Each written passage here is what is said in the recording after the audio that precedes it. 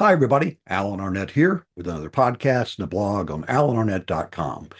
It is Thursday, August the 13th, 2026, and this is going to be a rather poignant podcast because I want to talk about the lessons that we've learned from the tragedy on Broad Peak that occurred about 2 weeks ago today, on July 30th, 2026. But before I talk about avalanches and weather forecasts, slope angles, guiding records of judgment, or Nimrod, Persia, I want to start with all 10 of the climbers. 10 people. They weren't statistics. They weren't dots on a computer screen from disappearing GPS trackers. They were human beings with families, friends, ambitions, careers, and people waiting for them to come home. I know how easy it is that we can lose sight of this when we talk about mountaineering accidents, and people are quick to place blame. I was on Everest in 2015 when the earthquake struck Nepal. Nobody to blame there. I was in the Western Cumulus when the ground began shaking. Later, I walked through Everest Base Camp and I saw the destruction firsthand. I saw bodies. I saw collapsed tents and debris in the aftermath of an avalanche that turned a place that once was filled with dreams into a scene of death. I hope no climber, I hope no one ever sees that, but we know we will. So when I say 10 people died on Broad Peak, 10 is not simply a number to me. So before we get into all of this, though, I want to go one by one and remember who they were. First, there was Sarah Mallory Geis from San Antonio, Texas. She was a travel photographer and a Pilates studio owner. She had sold her studio to begin her climbing career. She had climbed Lobuche East and Mira Peak in Nepal, but Broad Peak was her first attempt on the 8,000-meter mountain. She was climbing with the Pakistani guide Sohail Saki. He was a part of the Moving Mountains team. Nahandra al-Harthi from Oman. She discovered mountaineering later in life. She became the first Omanian woman to summit Everest in 2019 and also climbed mountains including Manaslu and Amanda Blam. Away from climbing back home, she was a geology teacher and worked in a scouting and environmental education. Broad Peak was another step of her wanting to get to all 14 of the 8,000-meter mountains.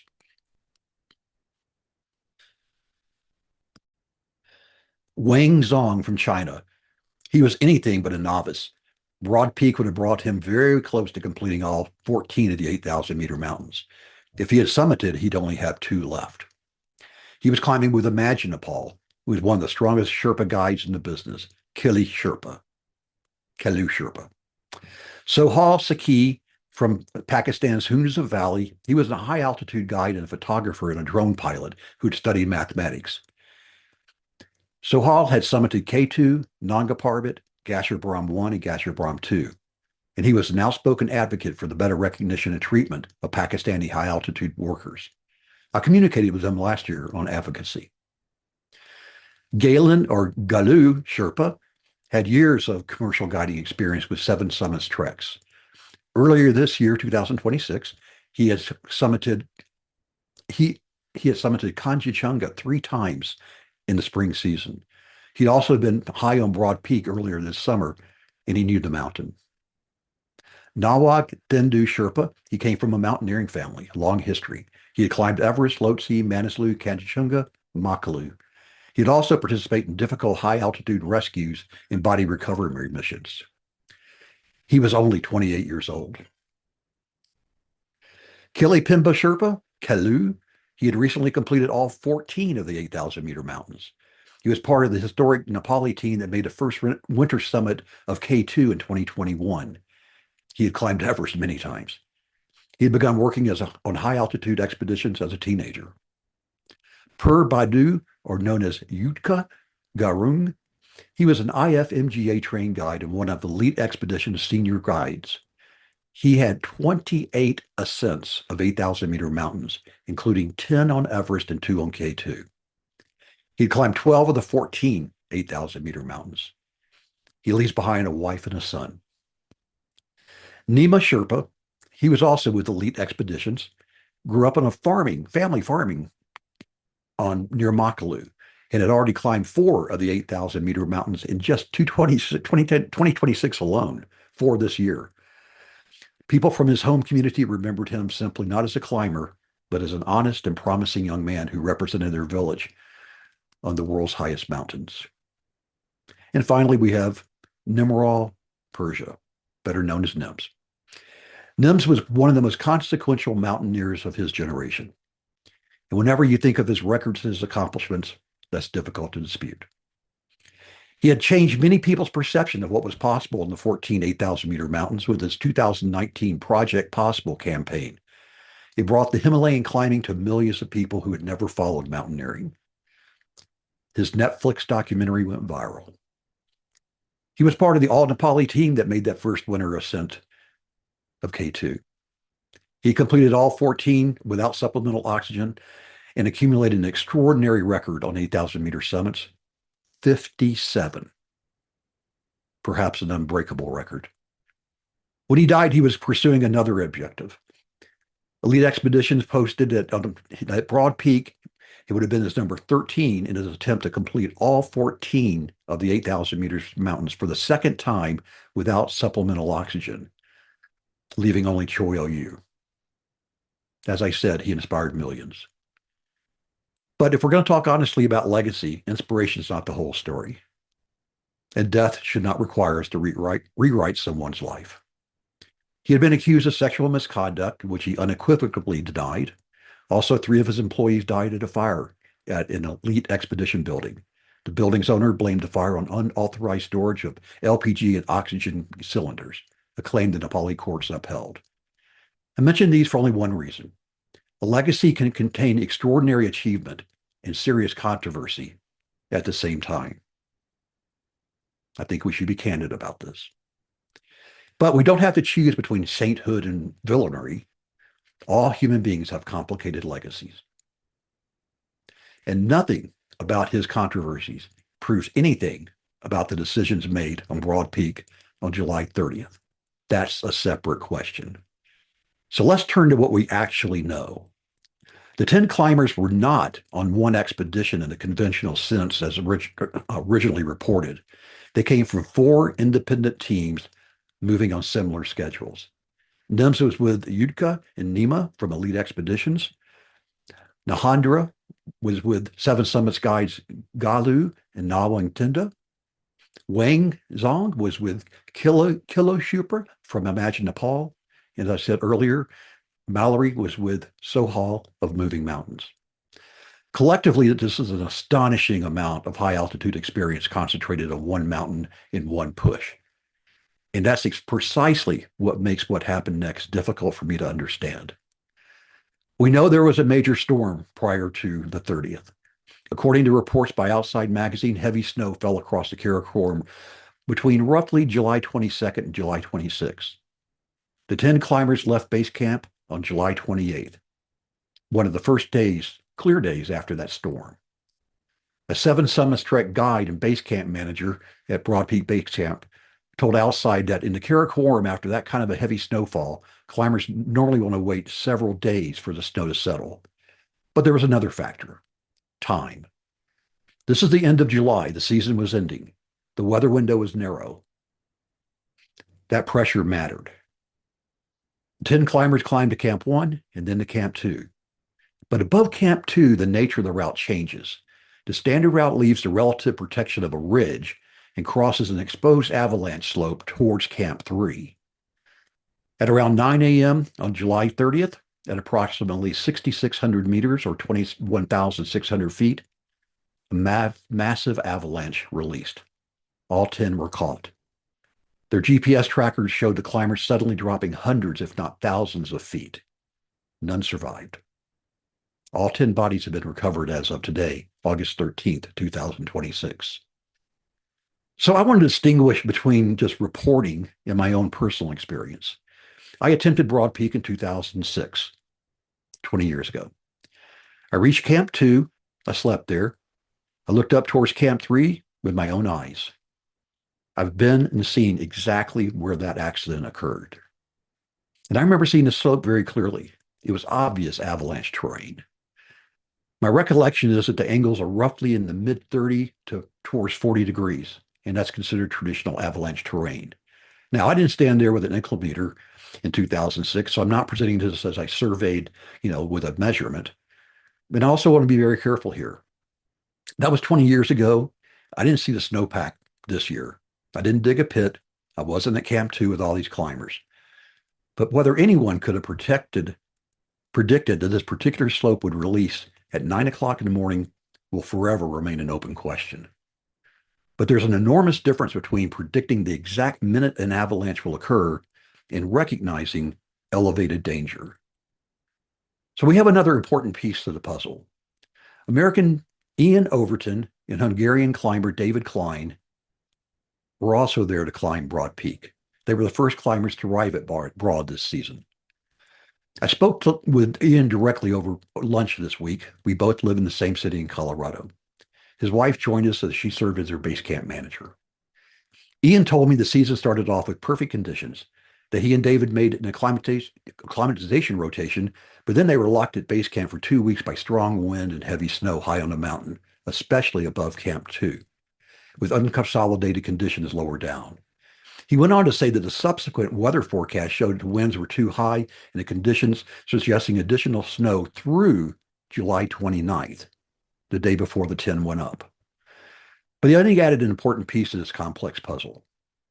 While climbing to Camp 3 earlier for acclimatization, he told me he spotted an enormous wall of snow that marked a change in the slope angle. He called it a Bergstrom, which is usually formed at the base of a steep slope, such as the base of the Lhotse face on the Everest-Lhotse route.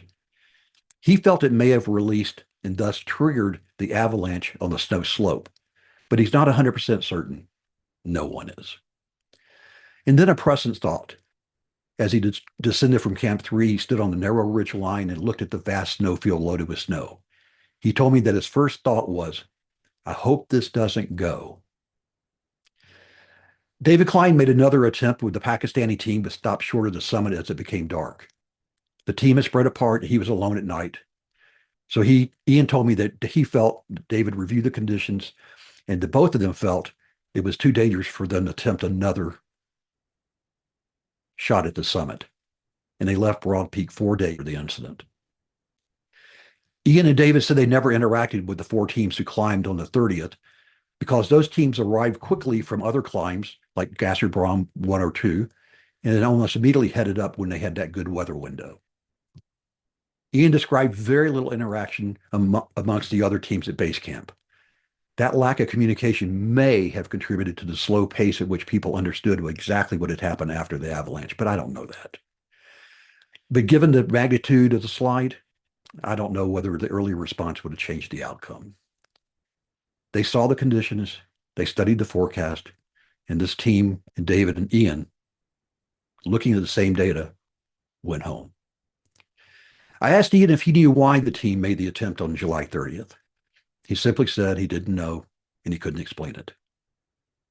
So what matters here is there was concern about the snow conditions on Broad Peak before July 30th, not looking at it afterwards. So the question I keep returning to isn't, why didn't these 10 people know an avalanche was going to occur? That's an unfair question. Nobody can predict that. The question is, so what did they know? How did they assess it? And why did they enter that snow slope seem like an acceptable risk? This isn't something we can just ignore. 7 of these 10 people were professional mountain guides or extraordinarily experienced high-altitude mountaineers. 3 were clients. Clients don't hire guides because a guide can make an 8,000-meter mountain safe. Nobody can do that. Any mountain can kill any climber. Look at my experience, breaking my leg on a Colorado 12,000-foot peak 5 years after summiting K2. You hire a guide partly because you're buying experience, but more importantly, you're buying judgment. A guide can fix ropes, manage logistics, help with equipment, but the most valuable thing they can ever do is to tell the client, no, we're not going today. We're turning around. The summit's not worth it. But I want to be precise about something else. Again, there was no single decision maker for this group of 10. There was no leader. But the professional guides were responsible for the 3 clients in those teams. But all 3 of the clients died. And that's not proof of neglect. A fatality doesn't automatically mean that a guy did something wrong. But the deaths of the three clients in an objective hazard environment raises difficult questions about how that risk was assessed, managed, and potentially mitigated. That deserves examination. Guides have a responsibility to recognize hazards and manage the risks so they can be reasonably expected to recognize and guide their clients safely. There's another accident I can't ignore when thinking about this Broad Peak incident. In October 2023, Anna Gutta and Gina Riccidelli were on Shishapangma, each trying to become the first American woman to summit all 14 8,000-meter peaks. They each had 13 of the 8,000ers, and their Sherpas had all 14. In other words, more than 54 combined 8,000-meter summits they were experienced. There had been new snow and wind. The climbers were warned of avalanche danger. A slab avalanche had already occurred on the mountain, according to the people who were there. But the competition between the two women created an atmosphere of urgency. Anna and her Sherpa Migmar were caught and killed by an avalanche. Gina and Tinja Lama were higher up on the mountain. They could see what had happened. Tingen had already expressed concern about the avalanche danger, and people urged them to come down, but they continued. And the second avalanche killed them. Now, I'm not saying these two tragedies are identical, but I'm bringing it up because the human factors sound hauntingly familiar. Ambition, records, a closing weather window, very experienced climbers, clients trusting professionals, warning signs of snow, and ultimately the decision to continue. That's why I think we have to talk about judgment. So why did they go? And maybe this is the most important question of the entire story and the hardest one to answer. How did so many highly experienced mountaineers from four separate teams arrive at essentially the same decision? I don't know. And I want to keep saying that. I don't know. I don't know what they said at Camp 2. I don't know whether somebody objected. I don't know whether somebody said the snow conditions didn't feel right. And I don't know whether one climber wanted to turn around and was persuaded otherwise by the rest. There's no survivors to tell us. But that doesn't mean we shouldn't ask the questions. Was this simply a risk that the climbers were willing to tolerate? Often I've seen that risk tolerance varies widely in this sport. Was the approaching end of the climbing season creating a pressure that everyone knew that this might be the last chance? So let's go for it. Did the fact that several teams were going create reassurance, strengthen numbers? You think about the human reaction. I can just see somebody saying, if all these people with experience think it's okay, maybe it is. But I don't know if someone thought that. Neither does anyone else who wasn't in those conversations. We also know that NIMS had a significant personal objective. Broad Peak would have left him with only Choi Yu from completing all 14 8,000-meter peaks for the second time without supplemental oxygen. So I can see where that pull of that goal would impact him personally. But what about the others? Did his goal matter to them? I don't know. It'd be irresponsible to say his record attempt caused this decision, and I'm not saying that at all, not by any stretch. But at the same time, goals, records, money, reputation, closing weather windows, personal ambition, they can all influence mountaineering decisions. And it's easy to get caught up after all the sacrifices required just to be in a position to summit, to give that up. We've seen it before many times. Now, I'm not sitting here pretending that I've always made perfect decisions in the mountains. I haven't. Every climber with enough experience has made choices that look differently afterwards. I've taken risk. I've gotten away with some things. I've turned around when I desperately wanted to continue. Many of you know my stories. It's important because there's a trap in mountaineering, and this is key. Surviving a decision does not prove it was a good decision. Sometimes you make a bad decision and nothing happens. And then you make essentially the same decision again and nothing happens. After enough of these successful outcomes, experience gets transformed into confidence. And confidence can quietly become the normalization of risk. That's why I don't accept the idea that enormous experience automatically produces good judgment. Experience gives you information. Judgment determines what you do with it. You know, mountains have always killed groups of people. This is not the first time this has happened. While 10 deaths feels almost unimaginable, sadly, mountaineering history tells us otherwise. Mass casualty mountaineering disasters have occurred during military training, national expeditions, independent climbing, mountaineering courses, commercial expeditions. For example, in 1990, 43 climbers died on Lennon Peak after an avalanche that was triggered by an earthquake. In 2014, we lost 16 Sherpas to the icefall Serac release. 2008, we saw 11 climbers die on K2, including my friend Gary McDonald. 8 people died in 1996 Everest disaster. 27 people were killed in an avalanche during a mountaineering course in India in 2022. But we've got to be careful with these comparisons. While the commonality is massive casualty deaths, the accidents don't all have the same causes. And I know that personally by being on Everest, that 2015 earthquake that hit. You know, when I woke up that morning, I didn't have an avalanche or earthquake forecast to look at it and said, oh, okay, I'll expose myself to it. But Broad Peak presents a different question. And here's the warning signs were visible. Other climbers had already read them and made a decision it wasn't worth the risk, and they went home. But then 10 people entered that same terrain. And that's why I believe this decision deserves scrutiny. The avalanche tells us how they died. It does not by itself explain why they were there. So some people listening to all this may say, well, Alan, if mountaineering is so dangerous, why even do it? You know, I was asked that precise question during a BBC interview last weekend. And my answer was a little bit philosophical. And so I talked about how mountaineering changes people, that it strips away any veneer of who you think you are, that you may discover that you're not as strong as you thought, or perhaps that you were stronger than you ever imagined. You learn what your limits are physically, mentally, emotionally. You learn how you behave when you're exhausted, afraid, cold, or uncertain. But hopefully you come home a better version of yourself, a better husband or wife, better father or mother, a better friend. Maybe that new version allows you to contribute something more positive to the world. That's how I learned why I climb. It wasn't about the summit. It was about the learning. So my lesson from Broad Peak is not don't climb dangerous mountains. It'd be dishonest coming from me. My lesson is understand what risk you're accepting. Never outsource your judgment completely to someone else's experience. There were people on Broad Peak with extraordinary resumes, people with Everest summits, K2 summits, all 14 8,000ers, winter ascents, no O's, professional certifications, hundreds of high altitude expeditions. Collectively, that group of 10 had well over 100 8,000 meter summits. And none of that changes the physics of an avalanche.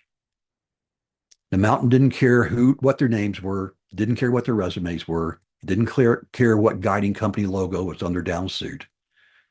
But experience matters enormously.